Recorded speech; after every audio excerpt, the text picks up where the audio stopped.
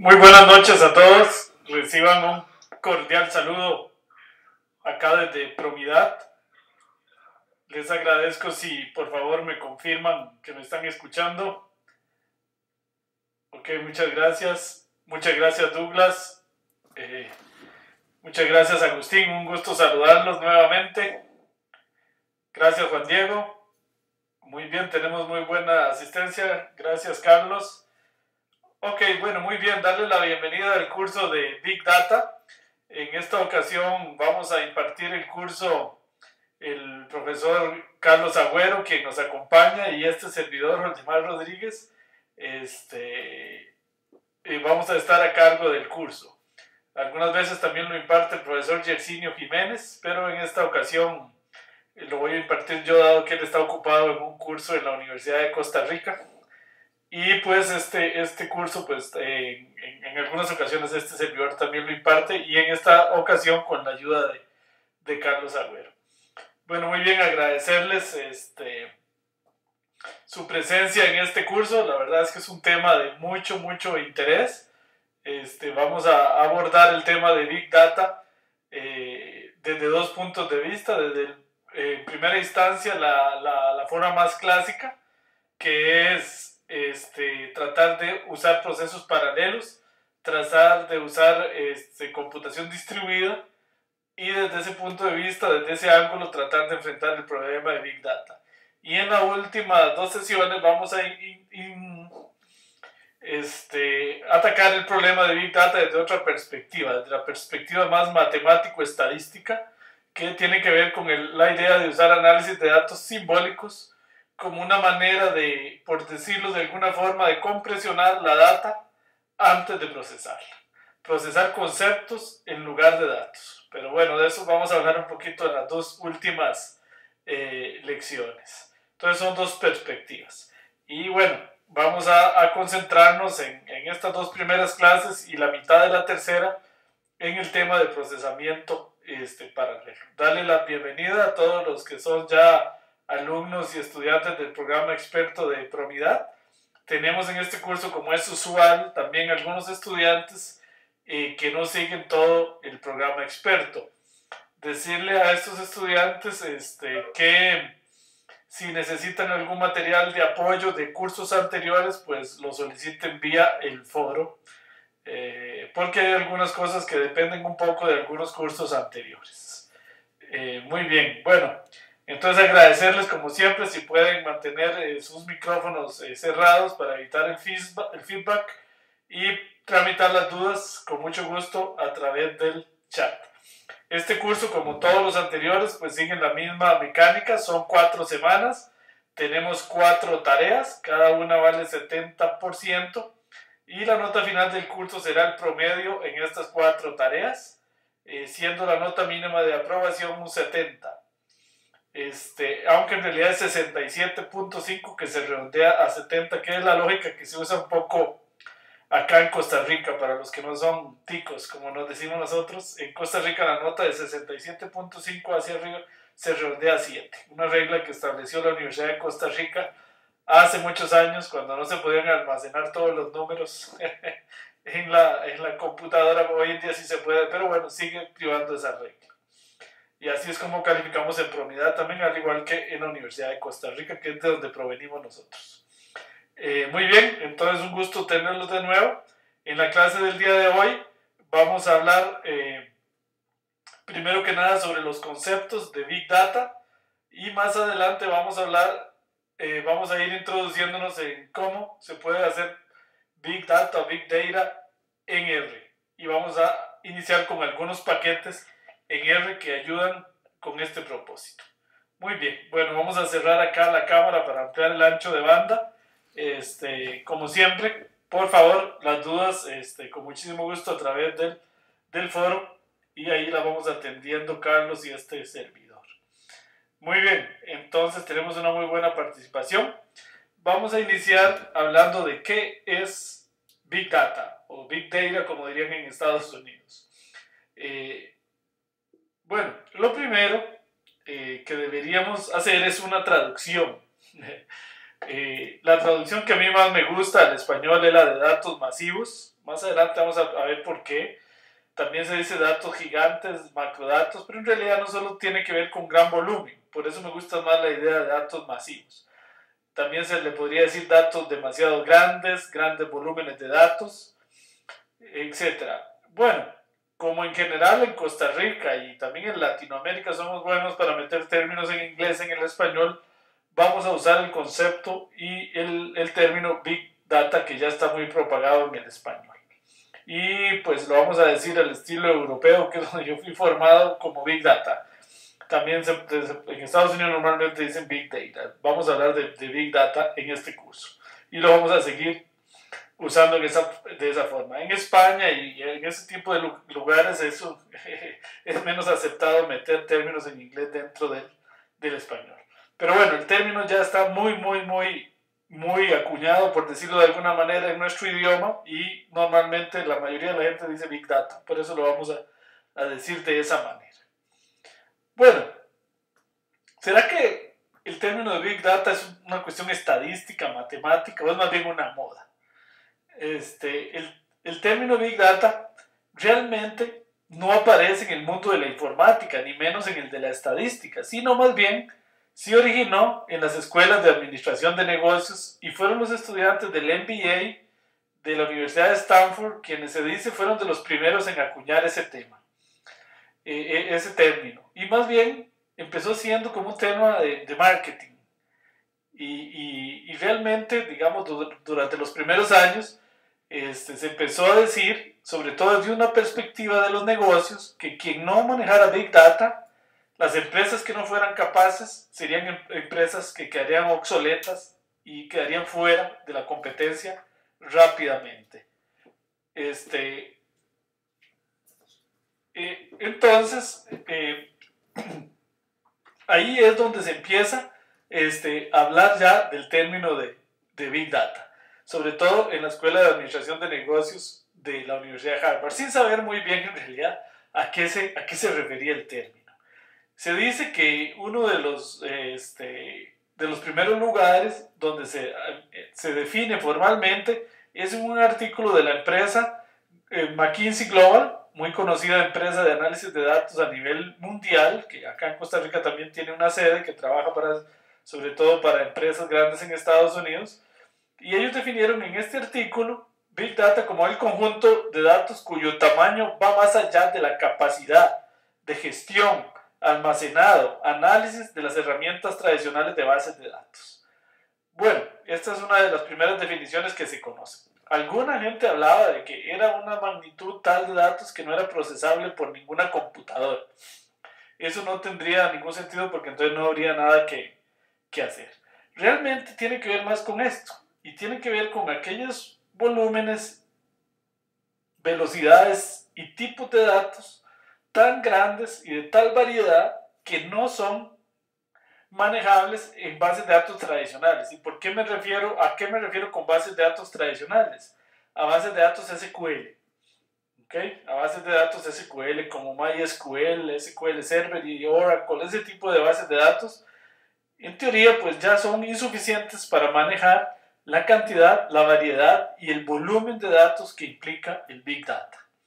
Entonces por ahí va el asunto. Más bien es una gran cantidad, variedad y volumen tal que no es factible de manejar en las bases de datos tradicionales.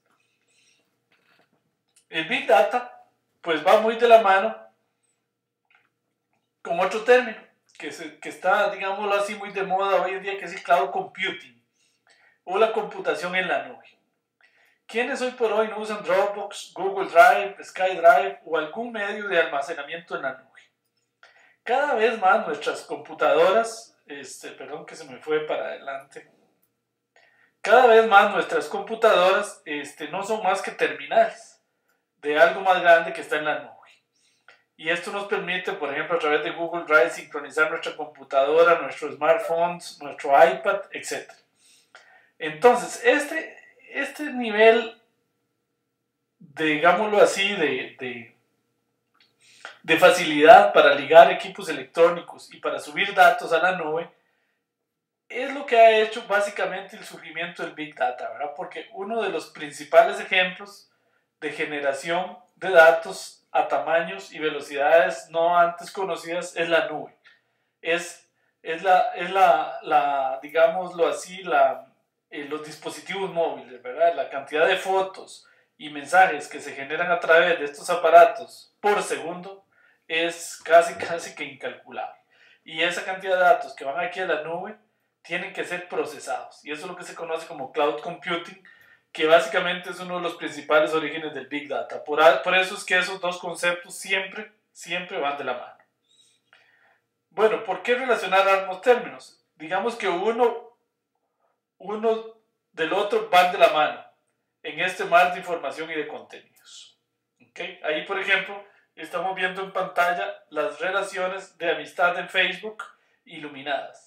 Y se ve claramente los países donde el desarrollo de la computación es más amplio y cómo están más iluminadas esos lugares. Por supuesto, el este de los Estados Unidos, Europa, acá vamos México, Centroamérica, por acá se ve Costa Rica, bastante iluminado, por acá está Colombia, por ahí que nos acompaña Agustín, por acá está Argentina, Chile. Entonces se ven coincidencias con los lugares más desarrollados del mundo.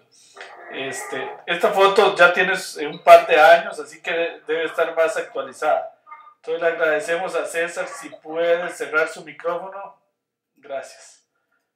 Bueno, ahí me lo cierra por favor. Gracias.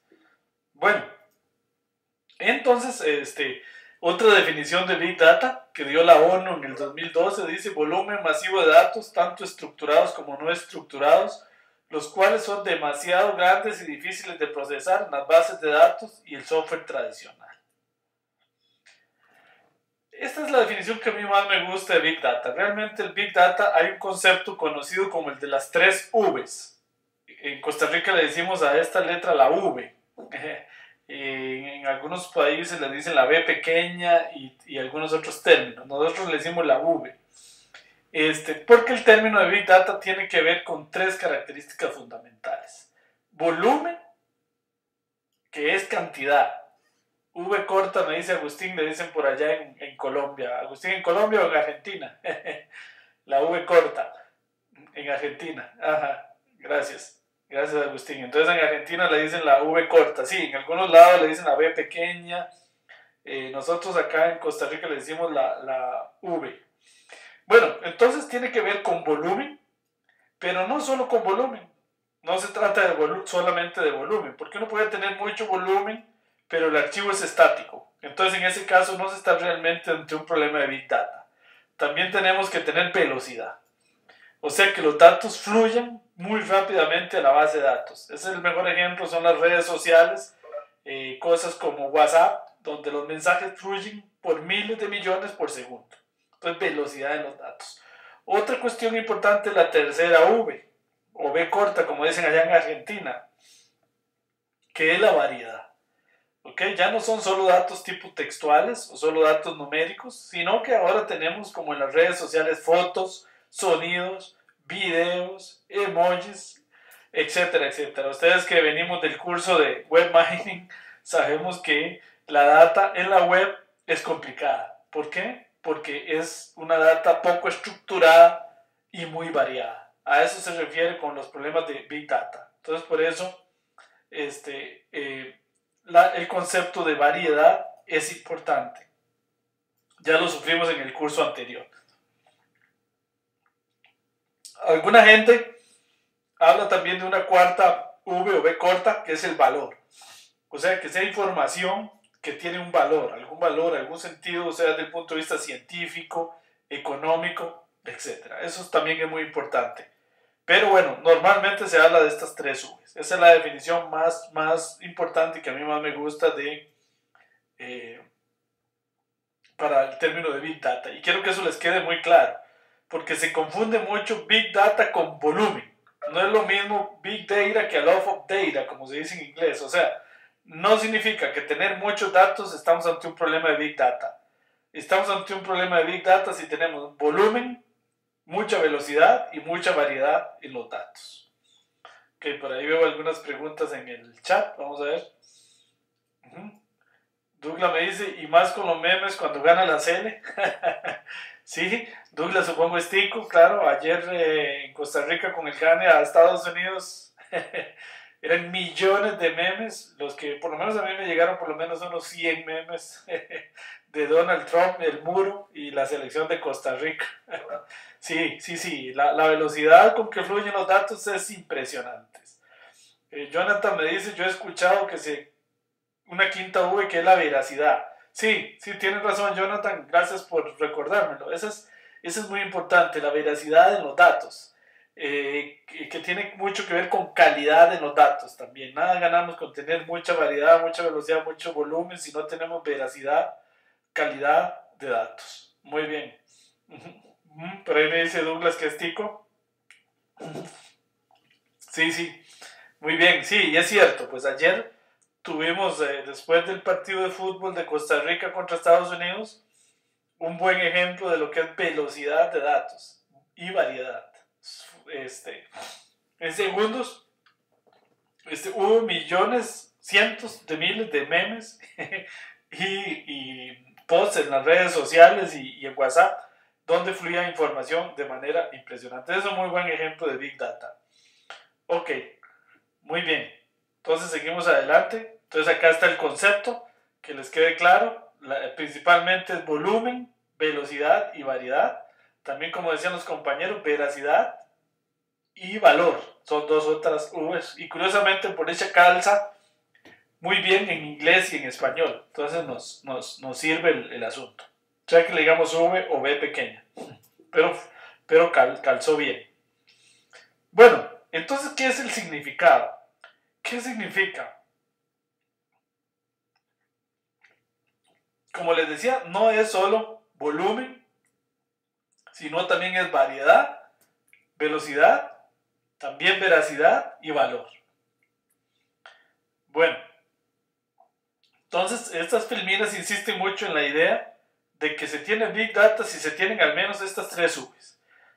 Porque eso es lo principal que les quede muy claro de la clase de hoy y del curso. No basta tener volumen, insisto, ya lo había dicho, pero porque es un concepto muy equivocado. De hecho, mucha gente, y aquí viene lo de veracidad que me mencionaban antes. Mucha gente habla, y voy a irme a una filmina acá un poquito adelante, que es esta. A mí mucha gente en muchas conferencias, cuando voy a dar conferencias sobre Big Data, lo primero que me preguntan es, ¿y a partir de dónde es Big Data? ¿Verdad? Porque antes se hablaba de kilobytes, luego de megabytes, de gigabytes, hoy por hoy ya hablamos de terabytes, luego se va a hablar de petabytes, exabytes, zettabytes, yottabytes, y sinceramente, este servidor, que yo soy matemático, ya estos números empiezo a no entenderlos. O sea, uno va perdiendo la noción de la diferencia, porque es demasiado. Al ir creciendo exponencialmente, perdón, ahí Magic Mouse me está traicionando. Perdón, que al ir creciendo, como se ve acá, exponencialmente, entonces ya se va perdiendo incluso cuál es la diferencia entre un megabyte y un gigabyte. La diferencia es exponencial, literalmente, por lo cual uno a veces incluso pierde la noción. Y la respuesta que yo doy a esa pregunta es, número uno, la pregunta no tiene mucho sentido, porque Big Data no se trata solo de volumen, se trata de velocidad, se trata de variedad, veracidad y valor, si le agregamos las dos últimas. Y además, algo que es muy importante, lo que es grande hoy no lo será mañana. Entonces, hace algunos años un mega era demasiado. Hace poquito un giga era demasiado. Ahora tenemos que tener un disco duro de 1 tera o 2 teras para hablar de que tenemos demasiado espacio. Entonces, lo que es grande hoy, definitivamente no lo será mañana. Ok, muy bien. Entonces, si tienen alguna pregunta, me dicen por ahí en el chat. Vamos a ver si tengamos alguna pregunta o comentario, con mucho gusto. No. Bueno, entonces, ¿cuál ha sido la evolución del Big Data y en general de la minería de datos y de lo que hoy se conoce como Data Science? Son conceptos, pues, todos relacionados y que han ido evolucionando. Bueno, de hecho, acá no viene, pero bueno, antes de 1970 realmente solo se hablaba de estadística, de muestreo, etc. A partir de los años 70 surge una corriente, sobre todo en Europa, en Francia, que se llamaba en francés el análisis de données, en inglés se conoció como Exploratory Data Analysis, y en español como análisis de datos. Estas corrientes se pusieron muy de moda en los años 70 y 90. Tienen que ver mucho con los métodos que estudiamos en el primer curso del programa Experto, que son métodos básicamente exploratorios, como el análisis de componentes principales, el K-medias, etc. Luego, a partir del año 90, de los 90 al 2000, se empezó a hablar mucho de los OLAP y los cubos OLAP. De hecho, en algún momento se confundió mucho y se decía que OLAP y minería de datos eran lo mismo. Y no, básicamente un OLAP es una base de datos donde tenemos datos precalculados para generar reportes. Bueno, luego a partir del 2000 ya se empezó a hablar mucho de minería de datos, de inteligencia de negocios, business intelligence. Del 2005 en adelante se empezó a hablar mucho ya de modelos predictivos o analytics, que es lo que hemos estudiado también en algunos cursos atrás, sobre todo en el curso de modelos predictivos y en el curso de calibración. Luego del 2011 hacia adelante ya se empieza a hablar mucho de Big Data Analytics, y diríamos que a partir del 2014 por ahí en adelante, 2013, se está hablando mucho también de ciencia de datos o data science, también se habla de ingeniería de datos, todos conceptos muy relacionados, importantes todos. Ninguno de ellos ha desaparecido, ni la estadística clásica, ni el análisis de datos. Todos siguen siendo importantes, y para un científico o científica de datos es importante pues conocer todo eso. Por eso que cada vez es más difícil estudiar. Cada vez hay que saber más de todo. Bueno, ¿quién genera Big Data? Definitivamente podríamos decir que el principal generador de Big Data, o uno de los ejemplos más importantes, son las redes sociales: Facebook, Twitter, YouTube, el WhatsApp, que no sé si será una red social, pero son de los ejemplos más importantes de generación de Big Data. Los instrumentos científicos son un ejemplo muy importante de generación de Big Data, más viejo, pero ya lo vimos en el curso anterior de web mining, como por ejemplo el Opsicori acá en Costa Rica genera miles de registros diarios o por hora. Entonces son cantidades y mediciones de los instrumentos científicos. Los dispositivos móviles ni se diga, ¿eh? Yo creo que no sé cuántos no suben por lo menos un post al día o un WhatsApp. Es difícil que alguien no mande 1 o 2 WhatsApp por día. Ok, las tecnologías, los sensores, sin duda alguna generan cualquier cantidad de datos. Un ejemplo viejo, pero de los más aplicados, es la banca. La banca genera muchos datos, no tiene tanta variedad y volumen, pero sí, no tiene tanta variedad, perdón, pero sí tiene mucha velocidad y volumen. Aunque sí tiene variedad, ¿verdad? Por ejemplo, cuando a países como Costa Rica, a veces los datos vienen en dólares, a veces en colones, a veces en euros, etc. El comercio electrónico, sin duda, hoy por hoy el comercio clásico son generadores importantísimos de Big Data. Bueno, entonces, esta filmina es muy interesante. Dice que Big Data requiere Big Analytics. Definitivamente, el reto de hoy es cómo procesar esas cantidades de datos. Entonces, definitivamente, pues, requerimos de modelos estadísticos, de data mining distintos a los que se tenían. Eso es un hecho, ¿verdad? Bueno, y en eso hemos venido trabajando en los cursos.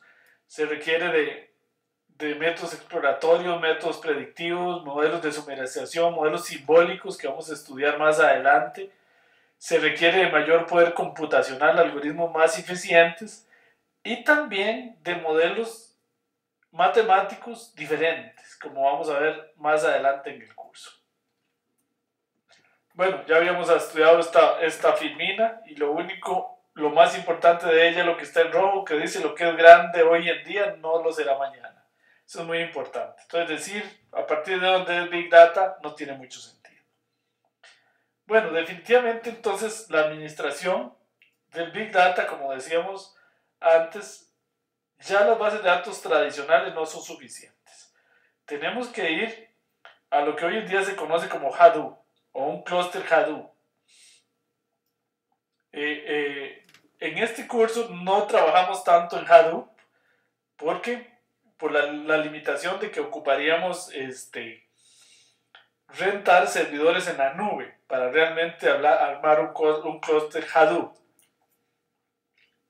En Promidad tenemos un segundo curso de Big Data, que ese sí lo da el Yersinio, que es especialista en Hadoop, sobre cómo hacer Hadoop, cómo hacer un Hadoop en la nube, por ejemplo en Amazon, mucho más orientado a eso. En este curso estamos más orientados al procesamiento paralelo, a la computación distribuida, ¿okay?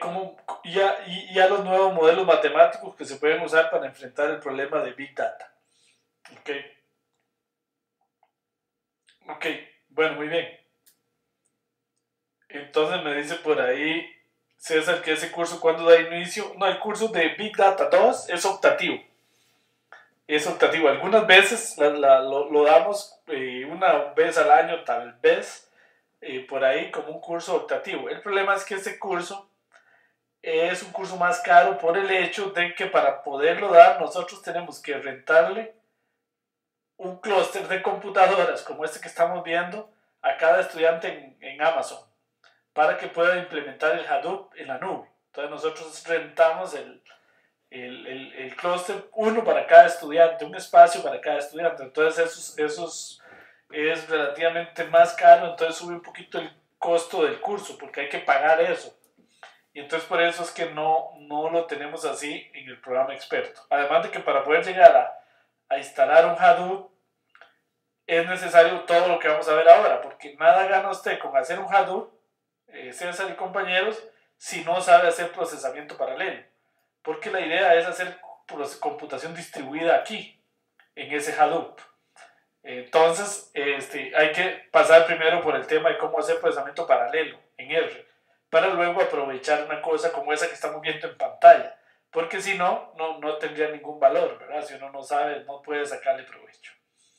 Ok, entonces esa es la idea. Más adelante, César y compañeros, si hay gente interesada, pues abrimos el curso. También tiene otro asunto, que el tema de Hadoop, por eso es que no lo tenemos en el programa experto, es un tema un poquito bastante técnico. Es decir, está más orientado a gente de computación, por el hecho de que hay que conocer temas de Java, por ejemplo, hay que conocer Linux. Para hacer un Hadoop hay que estar en Linux, etc. Entonces, por eso es que es un curso, digamos, mucho más técnico, que no se ofrece como parte del programa experto, pero sí como un curso optativo para aquellos que tengan, digamos, que sean sobre todo del área de computación o aquellos que no le tengan miedo a nada de eso. Bueno, muy bien. Me dice Freddy, nosotros en el INSE hemos usado Hadoop en forma simple para historizar datos y nos ha funcionado relativamente funcional. Ok, pero no es masivo. Ok, gracias Freddy. Sí. Bueno, de hecho nosotros acá en Promidad hacemos también algunas veces consultoría para ayudarle a la gente a poder instalar el Hadoop en las empresas. También hemos trabajado un poco en esa parte porque no es un tema fácil. No es un tema fácil. Bueno, muy rápidamente les puedo decir que el Hadoop es un concepto que introduce Google. Algunos dicen que es Yahoo, pero bueno, Google es el que populariza un modelo conocido como MapReduce o Google File System, en el que se basan los modelos de Hadoop. Acá, por supuesto, no hay tiempo ni es el momento de profundizar en eso, pero sí quiero que se lleven por lo menos la idea de que Hadoop es realmente, digamos, la forma actual que usan empresas del tamaño de Google, de Yahoo y este tipo de empresas para poder manejar los volúmenes de datos que ellas manejan. Más adelante en una clase vamos a ver algunos paquetes en R que permiten programar un Hadoop. Ok. Nada más que el único detalle inconveniente es que funciona solo en Linux o en Macintosh. ¿Ok? Entonces por eso, y dado que la mayoría de nuestros estudiantes lo que tienen es Windows, y nos concentramos más en los paquetes que funcionan en Windows y en Mac y y en Ubuntu. Pero hay algunos que solo funcionan en Linux, que son sobre todo los que tienen que ver con Hadoop. Pero los vamos a mencionar en el curso. Más adelante los van a ver, para que por lo menos tengan la referencia y puedan investigar por su propia cuenta. Bueno, entonces Hadoop es un sistema distribuido de archivos que se basa en una filosofía MapReduce que tiene que ver con bloques de procesamiento como los que estamos viendo en pantalla. No detallamos mucho en esto porque, como les digo, es un tema que estudiamos en ese otro curso. La idea acá es que ustedes se lleven una idea nada más. Y entonces, pues, como decíamos antes, el problema de Big Data es que las herramientas, las redes locales y las herramientas en bases de datos tradicionales ya no son suficientes para manejar Big Data, sobre todo volumen, variedad y velocidad. Entonces necesitamos ambientes distribuidos en la nube. Esa es la idea, para poder hacer ahí Big Data, Big Analytics. En este curso entonces nos vamos a concentrar sobre todo en cómo hacer procesos distribuidos, procesos paralelos usando R. Y lo vamos a usar, hacer localmente, aprovechando que las computadoras de ahora son de múltiple procesador. El Core i7, el Core i5. Por cierto, para este curso es bueno que tengan por lo menos un Core i5 para que puedan hacer programación paralela, si no, no van a poder. Y entonces lo vamos a emular ahí. De ahí a ir a un Hadoop no hay tanta distancia desde el punto de vista de la programación una vez que uno tiene instalado un Hadoop. Ok, bueno, muy bien.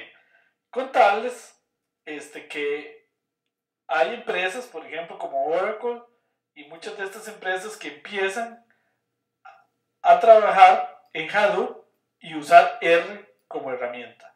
Eso es muy interesante y eso nos dice que vamos en la línea correcta acá en el programa experto y que lo que ustedes han aprendido es muy valioso porque empresas como Microsoft ya integran R en el análisis services, empresas como Oracle ya integran R, empresas como SPS Modeler, por ejemplo, etcétera, etcétera, casi todas ya integran R como su herramienta de programación para data mining.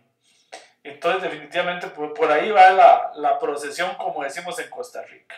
Es R la herramienta que hay que aprender para hacer data science, para hacer big data, para hacer minería de datos. Esa es la herramienta que se está usando en las universidades y organizaciones más importantes del mundo, como Oracle, Google, etcétera, etcétera. Bueno, entonces, vamos a ver qué nos dice por ahí Agustín. Dice, profesor, si a alguno le interesa, Oracle tiene una máquina virtual de Hadoop que se puede bajar para temas de aprendizaje. Ok, muy bien. Y Agustín me pone por ahí que ustedes no lo ven, pero yo sí, un link. Agustín, te agradezco si lo colocas en el foro de la primera semana para verlo, porque se ve muy interesante. Muy interesante. Muchas gracias. Entonces ahí, si por favor nos lo colocas en el link. El link. Voy a darle clic aquí, Agustín, vamos a ver si le doy clic, ahí me llevó. Eso es lo que me está diciendo Agustín, ya lo estamos viendo en pantalla. Oracle Big Data Live Virtual Machine. Ok, muy interesante. Entonces, bueno, Agustín nos lo va a poner en el foro si nos hace el grandísimo favor para que ustedes lo puedan bajar y precisamente de eso de lo que estamos hablando en este momento. Ok. Entonces por ahí, pues definitivamente va el asunto. Ok, vamos a ver, por ahí ya se me perdió el PowerPoint, acá lo tengo. Bueno, proyectos gubernamentales de Big Data, hay muchos, sobre todo en países desarrollados como en Corea, en Estados Unidos, en Japón. Acá en Costa Rica, hace un par de meses, el viceministro de Ciencia y Tecnologías nos invitó amablemente a trabajar en un proyecto que en Costa Rica va a tratar de definir una estrategia país para el tema de Big Data. Creo que en Latinoamérica, no sé si habrá algún país que ya tenga alguna estrategia, pero definitivamente es necesaria. Acá en Costa Rica tenemos lo que se llama el gobierno digital y por ahí definitivamente sale el tema de Big Data con la idea de manejar absolutamente todo en la nube, todo lo que tiene que ver con con temas de trámites, etcétera, etcétera, con el gobierno. Entonces hay un trabajo que se está haciendo en Costa Rica. No sé si, la verdad, si alguno sabe por ahí de algún otro país en Latinoamérica donde se haya avanzado más en estos temas. Algo había escuchado en Perú, que han avanzado en estos temas. Alguna vez que estuve por allá dando una conferencia, no sé cómo estarán, Agustín, por allá en Argentina o en Colombia, que vos conoces, si han hecho algo. Lo cierto es que países como Corea del Sur, Estados Unidos, Japón, sí han avanzado bastante en estos temas. Bueno, en este curso vamos a usar el Dropbox de Promidad para colocar datos. En el aula virtual, en la semana número 1, viene un link al Dropbox de Promidad. ¿Por qué un Dropbox? Porque vamos a manejar algunos datos relativamente grandes que no pueden ser manejados en nuestra aula virtual. Entonces, por eso están en nuestro Dropbox, en el que tenemos varios teras.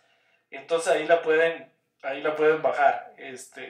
Más adelante les muestro. Bueno, voy a ver si les puedo mostrar de una vez. En nuestra aula virtual,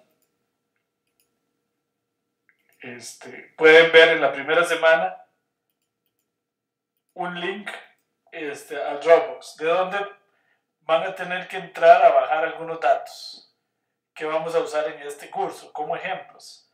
Entonces, en el curso de Big Data semana 1,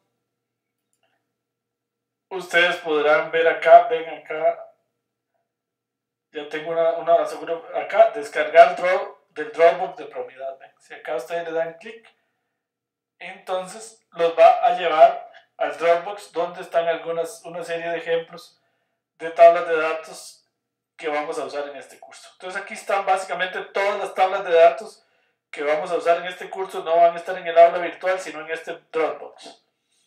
¿Okay? Porque se trata de datos un poquito más grandes. Ok, muy bien, muy bien. Si tienen alguna pregunta, hay un par de libros que a mí me gustan mucho para el tema. Este libro me encanta, que se llama Big Data, Big Analytics. Y por ahí se puede conseguir en Amazon. Yo no lo puedo conseguir en PDF. Yo tengo el libro original.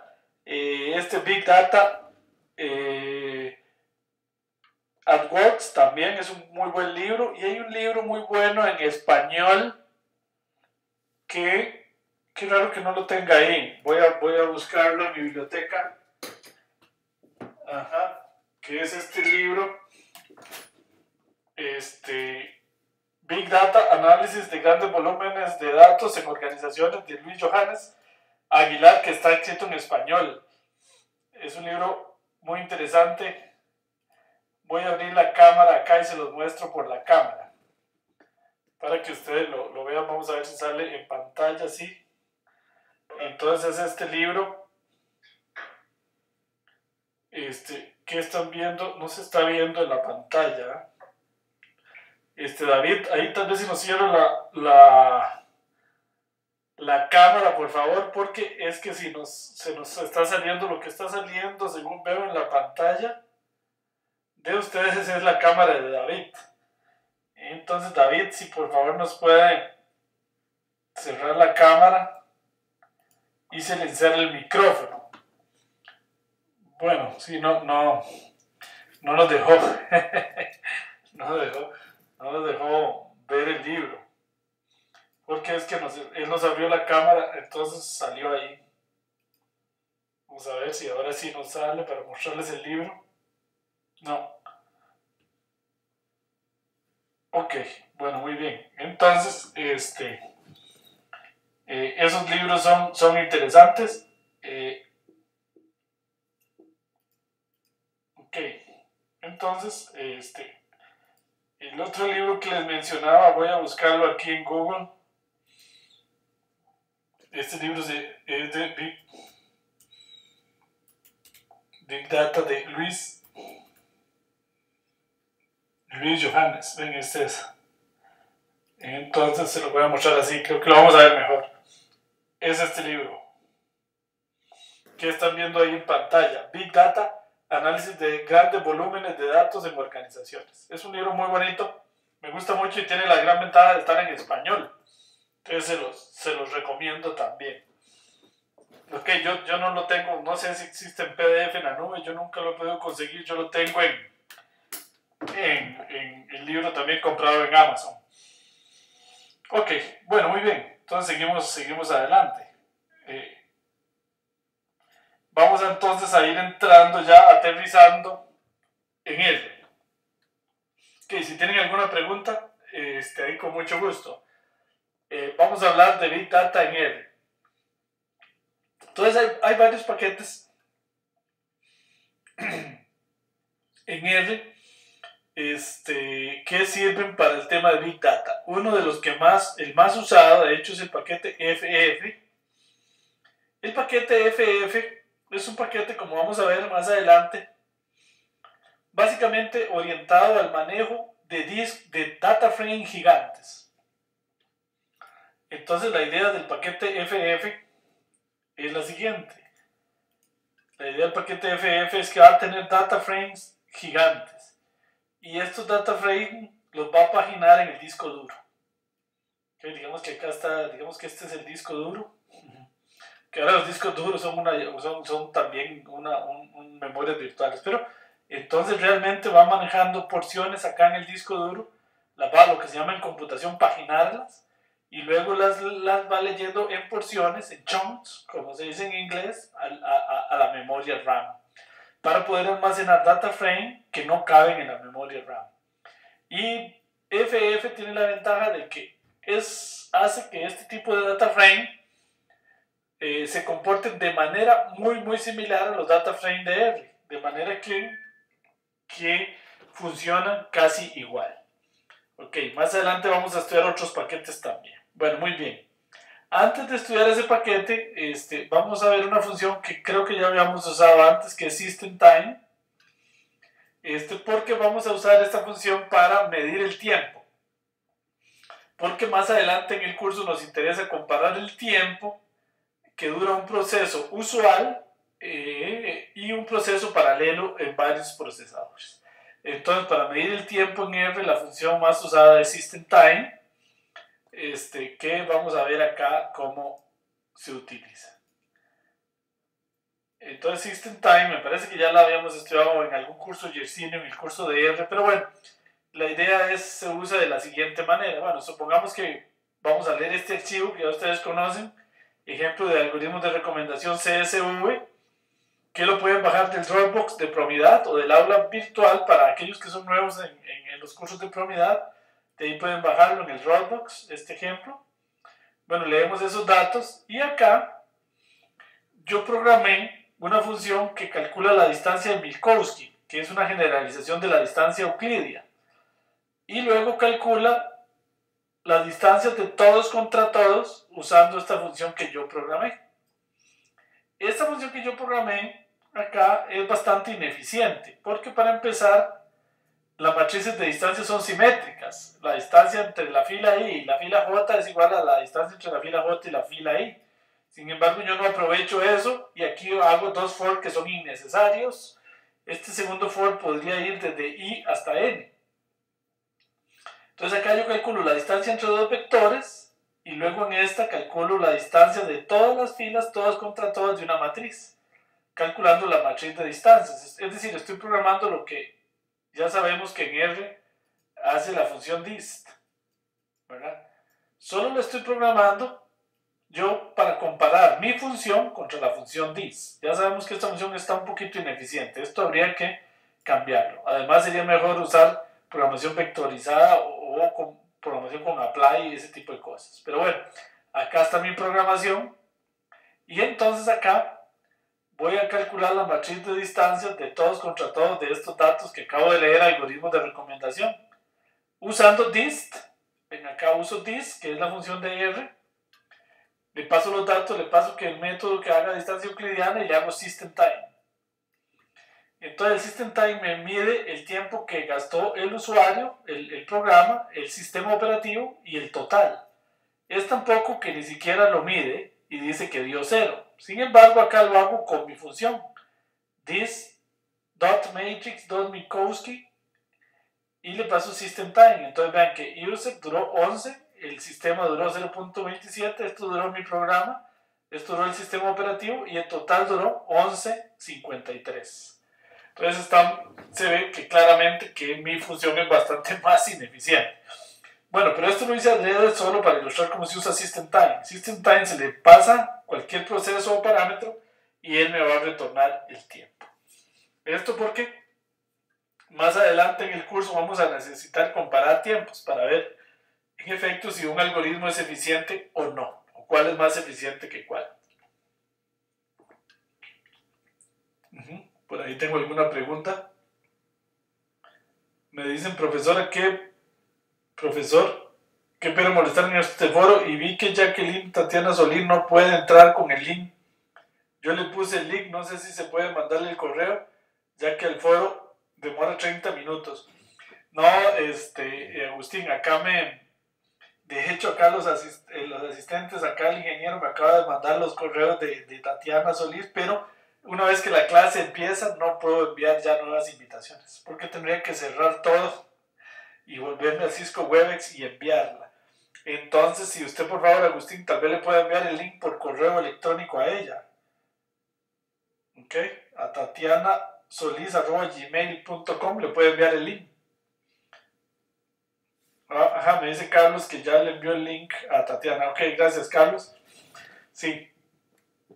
Ok, muchas gracias, Carlos. Sí, de hecho hace un rato me lo pasaron acá. Lo que pasa es que ahí valga para decir que a veces la gente se matricula en el curso 5 minutos antes de que empiece. No sé si es el caso de Tatiana o fue un error nuestro, puede haber sido un error nuestro, no sé, pero a veces se matriculan 5 o 10 minutos antes y ya es muy difícil enviarle la invitación a la primera videoconferencia porque siempre los sistemas arrancan 20 minutos, 30 minutos antes. Y una vez que la videoconferencia está en curso, para poder enviar un correo tendría que interrumpir la clase.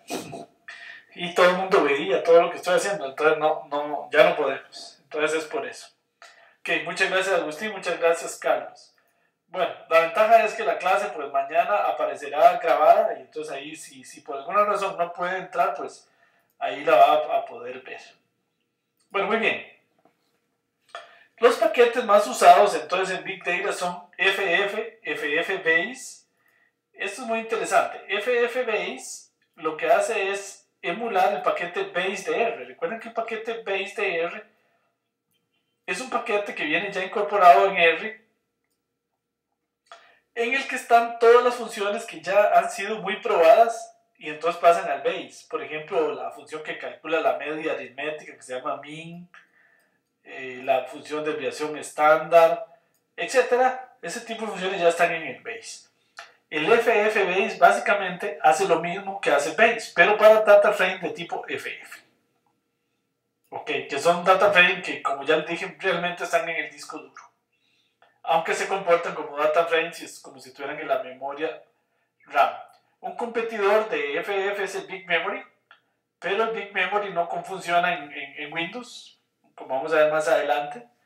Luego está Big LM y Big LM, que son para hacer regresiones lineales con arreglos o data frame de tipo FF, el mmap, el file hash y otros paquetes como el DDR que vamos a estudiar más adelante, que son paquetes para el manejo distribuido de data frames. Ok, acá vamos a usar sobre todo FF y FF. Vamos a usar sobre todo FF, FFBase y Big LM. Y más adelante vamos a usar otros como Big Party, Big DDR, etc.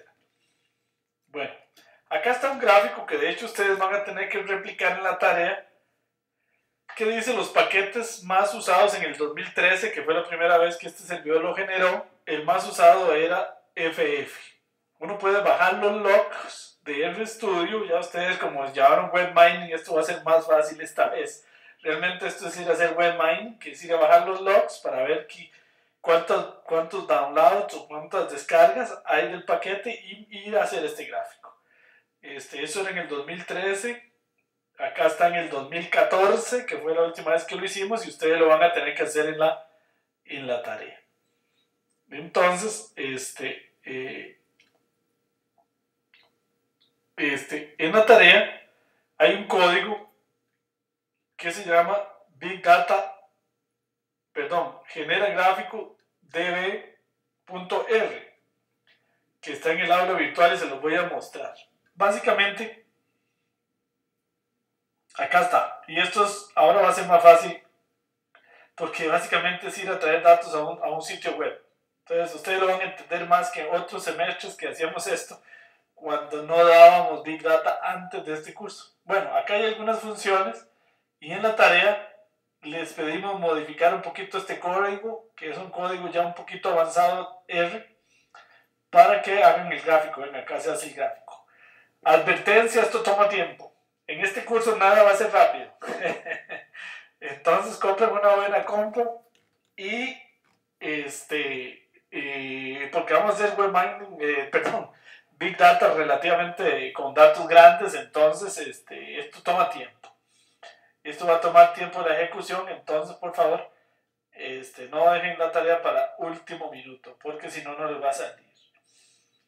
Ok, entonces ustedes van a tener que actualizar este gráfico de cierta fecha al día de que hagan la tarea. Entonces van a ver si todavía FF es el paquete más usado. Ok, bueno, vamos a usar varios libros en este curso. Sobre todo vamos a usar este libro que lo pueden conseguir, que es muy bueno, que es Cómo hacer procesos paralelos en R. De O'Reilly, ese es el libro que más vamos a usar en este curso. El Parallel R es el que más vamos a usar. Ok, bueno, vamos a ir a ver qué me están preguntando. Ajá, sí, por aquí me dice Agustín que ya Mauro lo había hecho y eso toma mucho tiempo, así que no lo dejen para último minuto.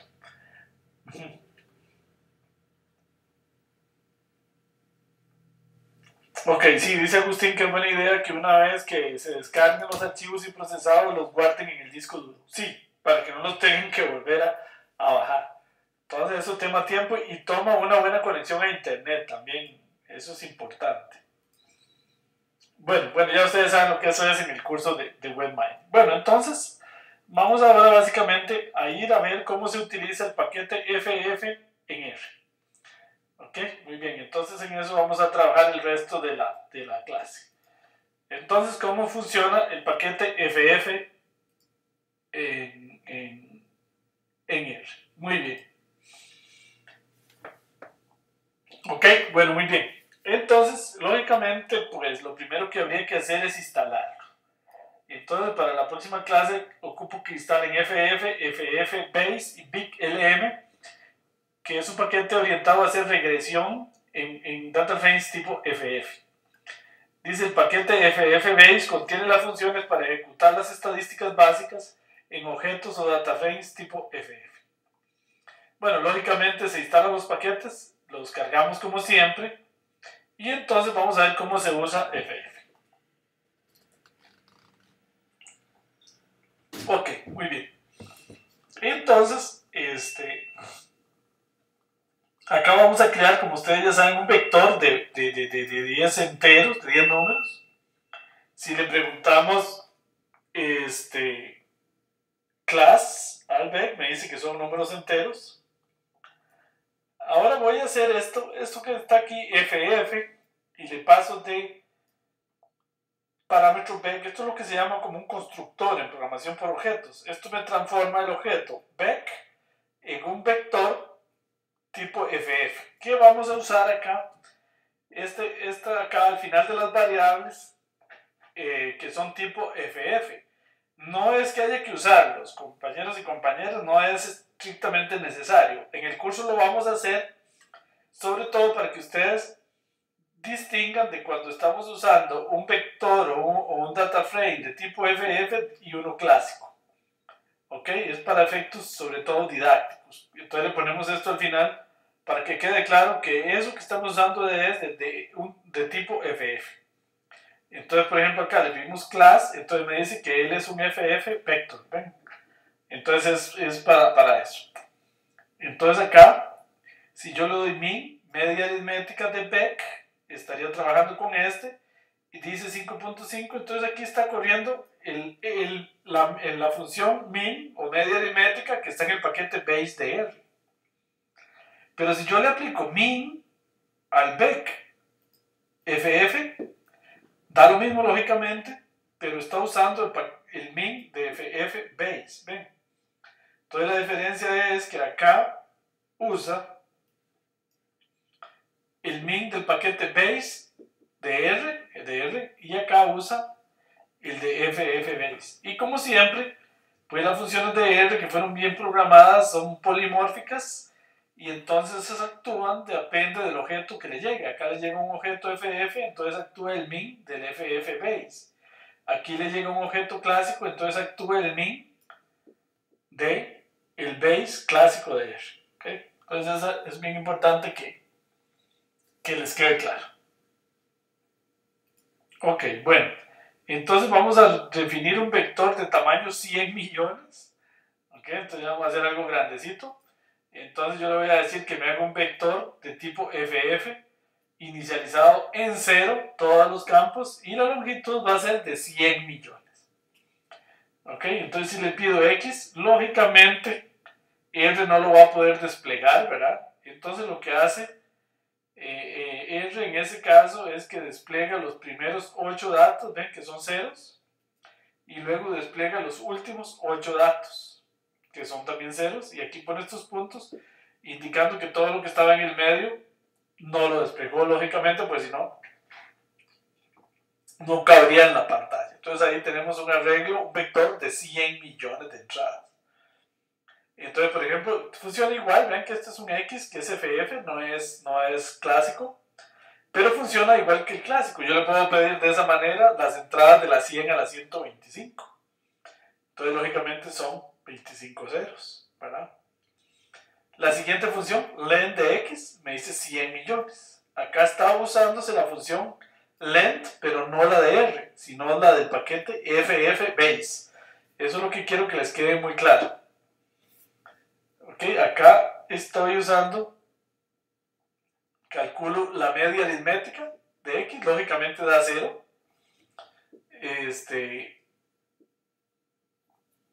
Lógicamente da 0, ¿verdad? Pero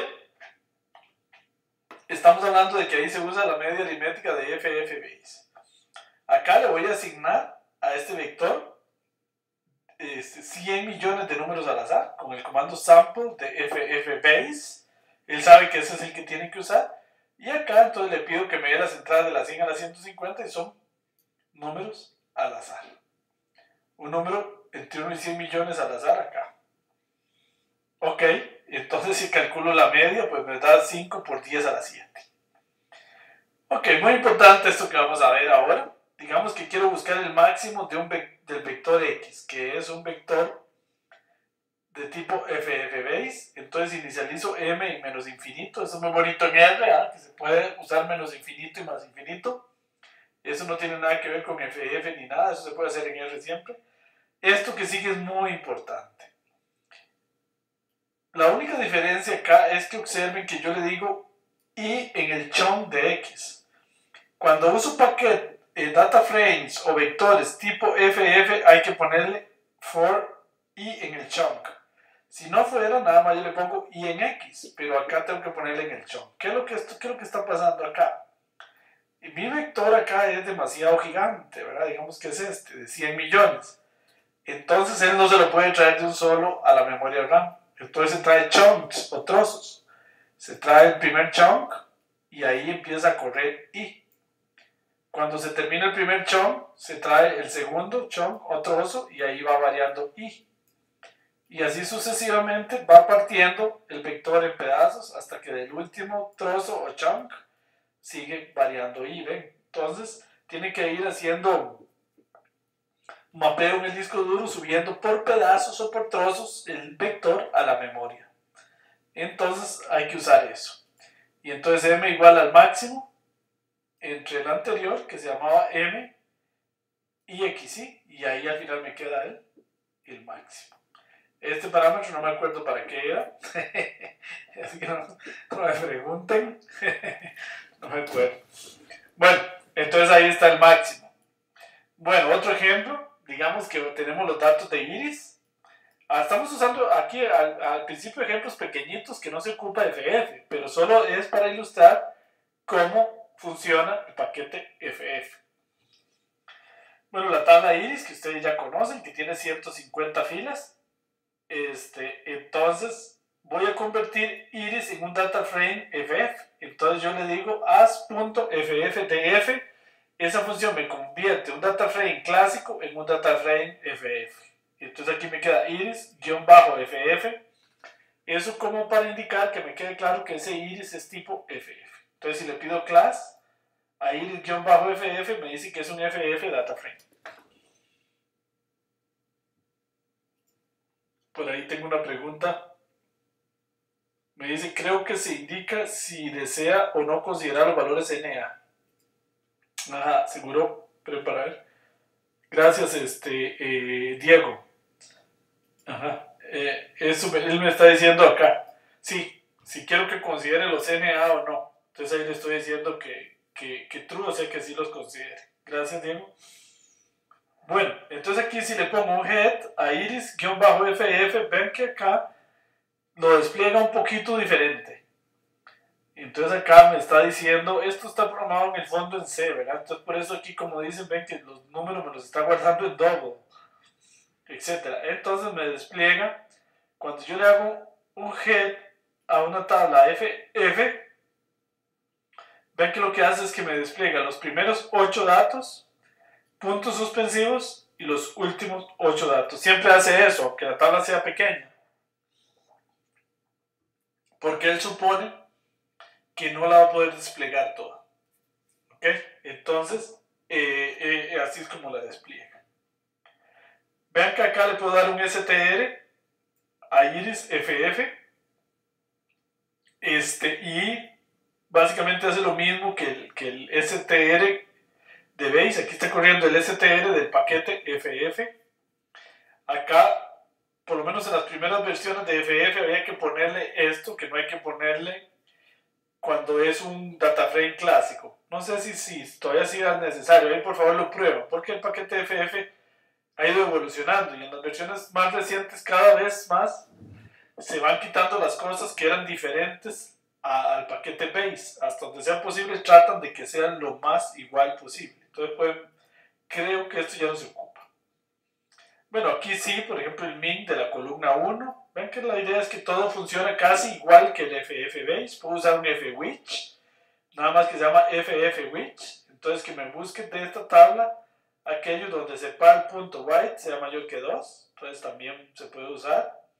Casi toda la función de FF, del base, de R, están en el FF Base.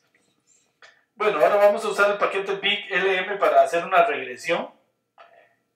Entonces, vamos a usar iris como ejemplo. Por supuesto, la idea es que serían datos mucho más grandes, pero eso solo para ilustrar cómo funciona. Entonces, aquí tengo iris de nuevo, lo convierto en un FF, y entonces digo myModel o mi modelo, BigLM, se pasa una fórmula, esta es la variable predictora, y esta es la variable a predecir, y le paso cuál es la data. Vean que es exactamente igual a como se usaba LM. Es exactamente igual, nada más que acá está usando el BigLM, que es orientado a paquetes, a datos FF. Si le digo coeficientes del modelo, me tira el intercepto y el coeficiente que multiplica la variable largo del pétalo. Entonces es exactamente igual como corre. Claro que aquí puede correr con mucho más datos, ¿verdad? Uno puede explicitar el nombre del archivo que R va a usar para grabar el vector en R, en el disco duro. Vean que acá yo le estoy diciendo que este vector me lo haga FF y que lo guarde en el disco duro en este archivo. Eso no es muy útil, pero bueno, eso es por si ustedes ven un archivo, por ejemplo, ahí con nombres raros, son los que está usando FF. Y si la máquina se resetea a medio camino o pasa algo, ahí quedan ensuciando su computadora. Pero eso es para que ustedes lo corran, ejecútenlo y se darán cuenta que ahí los va generando y después los borra. Este override true es importante para que lo sobreescriba cada vez. Es un vector de largo 10. Es decir, el punto es que este FF puede recibir muchos parámetros, no solo el vector. Si hace el vector nada más acá, entonces todo esto él lo hace por default. ¿Ok? Entonces acá veo las entradas de la 3 a la 6, la longitud, etc. Tenemos otros datos, estos datos que alguna vez usábamos en un ejemplo en otro curso, el data cars, que viene con R. Esto solo para ilustrar acá, que lo voy a convertir en un FF, la transpuesta de cars en este archivo. Si ustedes lo corren se darán cuenta de que ahí queda el archivo. La dimensión y override en true. Nada más que si ahora pido el archivo, vean que ya no se ve así, sino que se ve así. Bueno, es que acá en el head es mucho más grande, ¿verdad? No son solo 6 datos. Acá me grabó son 50 datos. Los primeros 8, los últimos 8 y puntos suspensivos. Ok, yo puedo hacer un plot a datos de tipo FF. Ven que estos son FF y ahí está el plot que funciona igual que el plot normal también. ¿Ok? Bueno, y lógicamente, pues tal vez ustedes están pensando, pues, uno podría decir, pues no tiene sentido estar convirtiendo datos como acá, digamos en data frame clásicos de R en datos FF. Porque si se puede usar en datos clásicos, en FFs clásicos, mejor usemos FFs clásicos. Lógicamente, la idea es que estos datos vienen de archivos tan grandes que no caben en un data frame normal. Entonces estos datos se leen con la función read.csv.ffdf. Esta es completamente análoga a la función read.csv, nada más que está orientada a archivos mucho más grandes y los va a dejar en una tabla de datos tipo FF. Acá solo para efectos de ilustración le digo que el archivo que vamos a leer en el disco duro es el algoritmo de recomendación en esta dirección. Header en true, row names en 1, etcétera, etcétera. Los separadores y los decimales se usan exactamente igual que en read.csv. Okay, la diferencia es que esto está orientado a leer datos mucho más grandes que eventualmente no cabrían en ningún data frame normal. Acá si le pedimos un FF datos, acá nos vemos toda la información que, como les había dicho, tiene mucho mayor información y graba eso en realidad en el disco duro. Más adelante incluso vamos a ver, si uno corre muy grande, ve como uno se da cuenta de cómo está mapeando en el disco duro. ¿Ok? Un summary de FF datos, entonces ahí estamos hablando, ven que cada una de las variables es un FF vector, ¿ven? En el fondo, eso es lo que me está diciendo. Le puedo hacer un str a fdatos y aquí es donde sale, vean que acá es un poquito diferente al clásico de R, e incluso acá se ve que cosas como esta, ¿ven? Él paginó y grabó porciones del archivo, a pesar de que este archivo era pequeño, lo grabó en porciones en el disco duro. Y en esta dirección de mi computadora fue donde grabó la primera porción y así se llama. ¿Por qué se llama así? Porque yo no le di ningún nombre, entonces él está usando nombres generados ahí por la aplicación. Y entonces aquí vemos, aquí grabó la otra porción, ¿ven? Acá grabó la primera porción, acá grabó la segunda, acá la tercera, acá la cuarta, ¿ven? Y así la quinta. ¿Cuántas más usaría? La sexta, séptima, y así sucesivamente, todas esas para grabar el vector. Y luego cuando lo está usando, igual va al disco duro y se trae porciones a la memoria RAM. Muy bien. Hay una función llamada supply, que está orientada también a objetos FF, y acá le pido que le aplique la función class a esto y me dice acá que algunas son numéricas, todas las está viendo, todas son numéricas de hecho. Podemos hacerle min, ven, a FF datos, dólar precio, todo esto funciona exactamente igual que para el paquete base de R, solo que aquí está usando la función min del paquete FF base. Está la desviación estándar, está el máximo, está la correlación, está el plot, etcétera, etcétera. Todo del paquete FF base. Ahí está el plot. Ok, muy bien. muy bien. Entonces, estas son algunas de las funciones básicas. No las estoy mostrando todas, por supuesto. Básicamente todas están en el paquete. Ahí en el aula virtual pueden ver, ahí les dejé este artículo muy interesante sobre el paquete FF, que es de los autores del paquete, que son alemanes. Entonces ahí explica, ¿verdad?, las limitaciones que puede hacer que esto ya esté superado. ¿Okay? El paquete FF fue escrito en C++, ¿no? Y su primera versión fue en el 2007. ¿Okay? Entonces ahí, acá en este trabajo, ahí pueden ver más detalles sobre el uso del paquete FF. Ahí está, en el aula virtual lo pueden bajar. ¿Okay? Muy bien, ¿alguna otra pregunta?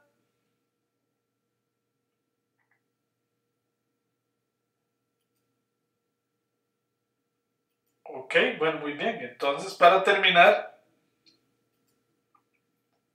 contarles que en la tarea número 1, pues hay un ejercicio. Ok.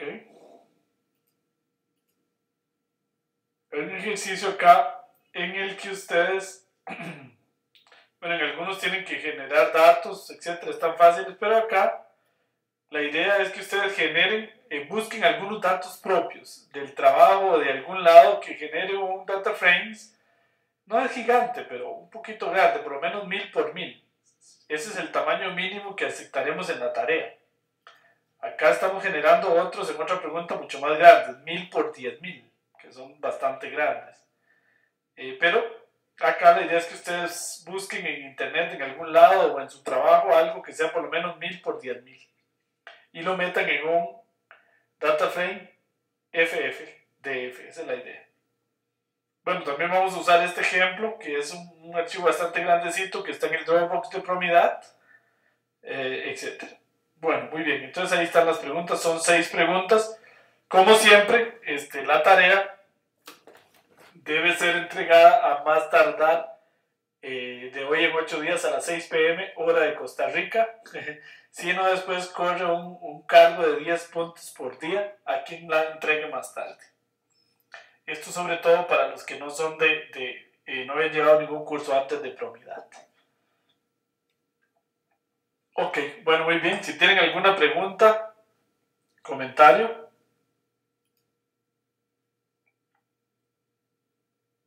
Ok, bueno, excelente.